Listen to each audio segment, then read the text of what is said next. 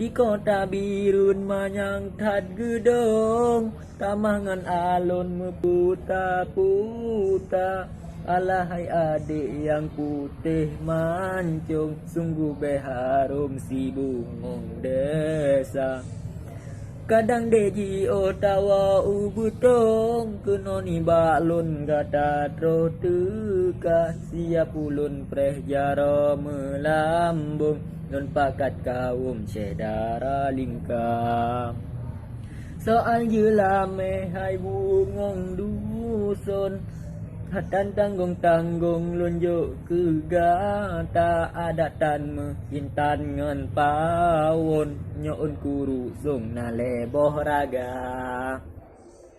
Soal ibadat hai bungong dusun, hantu dilun puja Rabbana.